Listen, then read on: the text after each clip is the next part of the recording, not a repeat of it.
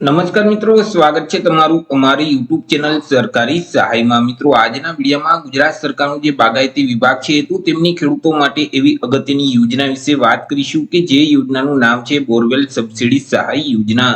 કે જે યોજના અંતર્ગત ખેડૂતોએ વાડીએ બોર કરાવવું હોય તો ₹50,000ની મર્યાદામાં સહાય આપવામાં આવી છે.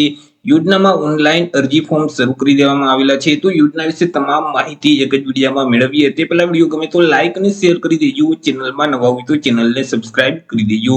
તો ચાલો મિત્રો, વિડીયોની શરૂઆત કરીએ. તો સૌથી પહેલા મિત્રો આપણે વાત કરી લેશું આજે બોરવેલ સબસિડી સહાય યોજના છે તે યોજનાનો મુખ્ય ઉદ્દેશ શું છે. તો કે મિત્રો, ખેડૂતોના ખેતરમાં જે ઉભો પાક છે તે પાકને પિયત માટે ખેડૂતોએ ખેતરમાં બોર કરાવવાની જરૂરિયાત પડતી હોય છે.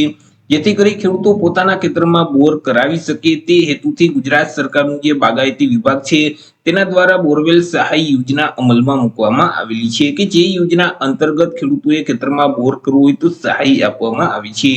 વાત કરીએ આપણે યોજનાના લાભ વિશે કે આ યોજનાનો લાભ છે તે કોને કોને મળવાપાત્ર થશે.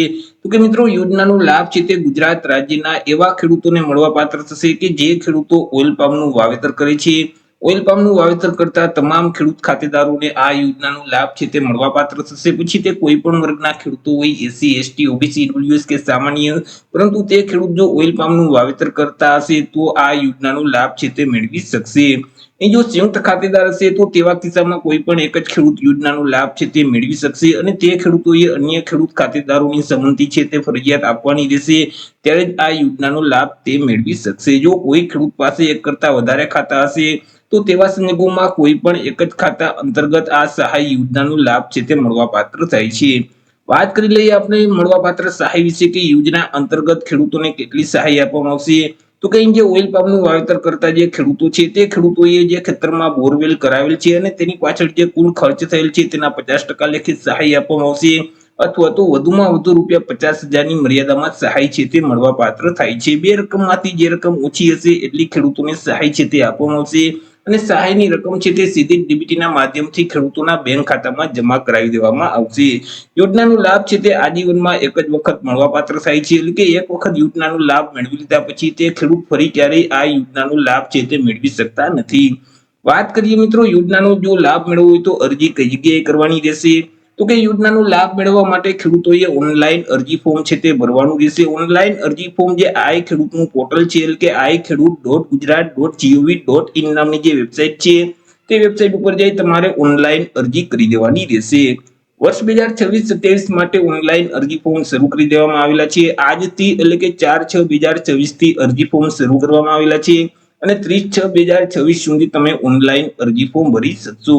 જો મિત્રો તમારે ઘર બેઠા જ આ યોજનામાં ઓનલાઈન અરજી ફોર્મ ભરવું હોય તો અમારે જે WhatsApp નંબર છે 6352228352, આ નંબર પર તમે WhatsApp પર મેસેજ કરશો કે અમારે બોરવેલ યોજનામાં અરજી ફોર્મ ભરવું છે તો તમને નજીવી ફી સાથે ઘર બેઠા જ ઓનલાઈન અરજી કરી દેવામાં આવશે. વાત કરી લઈએ મિત્રો ડોક્યુમેન્ટ વિશે કે જ્યારે તમને આઈ ખેડૂતના પોર્ટલ ઉપર ડોક્યુમેન્ટ અપલોડ કરવાનું કહેવામાં આવે તો ત્યારે તમારે કયા કયા ડોક્યુમેન્ટ અપલોડ કરવાના રહેશે. તો કે તમે જે ઓનલાઈન અરજી ફોર્મ ભરેલ છે તેની પ્રિન્ટ કાઢી તેમાં સહી કરી અને તેની નકલ છે તે તમારે અપલોડ કરવાની રહેશે. બેંક પાસબુકના પ્રથમ પાનાની નકલ અથવા તો રદ કરેલ ચેક છે, આધાર કાર્ડ છે, ગામ નમૂના નંબર 7/12/8 ના ઉતારાની નકલ છે. જો એસસી કે એસટી કેટેગરીમાં ખેડૂતો આવતા હોય તો જાતિનો દાખલો છે, સંયુક્ત ખાતેદાર હોય તો તેવા કિસ્સામાં અન્ય ખેડૂતનું બાંહેધરી પત્રક છે, દિવ્યાંગ ખેડૂતો માટે દિવ્યાંગતાનું પ્રમાણપત્ર છે, વન અધિકારી ક્ષેત્ર લાગુ પડતું હોય તો વન અધિકારીનું પ્રમાણપત્ર છે તે પણ અપલોડ કરવાનું રહેશે. અને તમે જે વાડીએ બોરવેલ કરાવેલ છે તો તેના જે આધાર પુરાવા છે, બિલ છે તે પણ તમારે અપલોડ કરવાના રહેશે. તો જ્યારે તમને ડોક્યુમેન્ટ અપલોડ કરવાનું કહેવામાં આવે તો ત્યારે તમારે આટલા ડોક્યુમેન્ટ ઓનલાઈન અપલોડ કરી દેવાના રહેશે. તો એ રીતે મિત્રો બાગાયત વિભાગની અગત્યની યોજના કહી શકાય. જે ખેડૂતો ઓઇલ પામનું વાવેતર કરે છે તો તે ખેડૂતોએ જો વાડીએ બોર કરાવવું હોય તો ₹50,000ની મર્યાદામાં સહાય આપવામાં આવી છે.